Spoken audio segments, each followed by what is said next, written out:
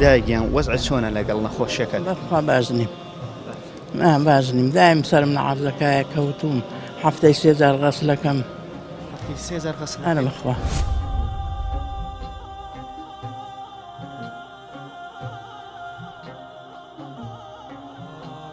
ئەنە وەڵا هەفتەی 3000 غەسلەکەم چەندێکە دایجان تۆ غەسلی گولچیلەکەی چەند ساڵە بێت؟ وا بۆ 8 ساڵەچێ بەڵێ هەموو هەفتەی 3000 تۆ بەس گولچیلەکەی؟ بەڵێ هەر غەسلێکی گولچیلە چەند کاتی ئەوێت یعنی؟ وەڵای 4 ساعت غەسلەکەم 4 ساعت بەڵێ گوزەران چۆن ئەتوانی لەگەڵ ئەو هەموو بەخوا چی بکەم ناچاریە خۆم فەقەراتم هەیە نەخۆشی دڵم هەیە زەختم هەیە ئەو نەخۆشیانم هەمی لەگەڵە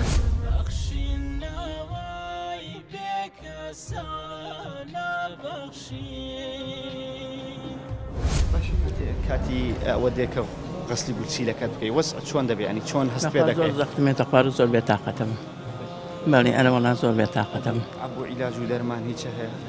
ئەرە وەڵا عیلاج و دەرمانم زۆرە وەزعەکان چۆنە لە ڕووی مادیەوە چۆن ئەو هەموو ئەو عیلاجەیە و هەموو هات و چۆیە بۆ خەستەخانە چۆن ئەیکەن؟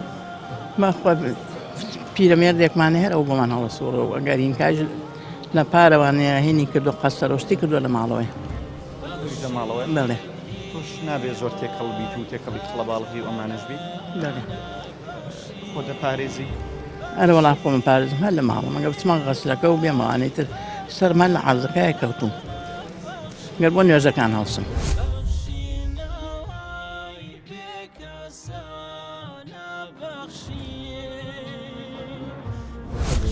هاوکاریتان بێت پێم بڵێ چیتان هەیە چیت هەیە بۆ خێرخوازان چی بەخوا پێداوان دەڵێ چی بە دەوڵەماندان دەڵێ بۆی کە هاوکاریەوە بکەن هاوکاری بکەن و خوار دەست بە باڵیانە و بگرێ و خوار ڕەحم بکە و هاوکاری مسڵمانان کەن خوا بیان پارێزێ خوا بێوەیان کە ئیشەڵڵا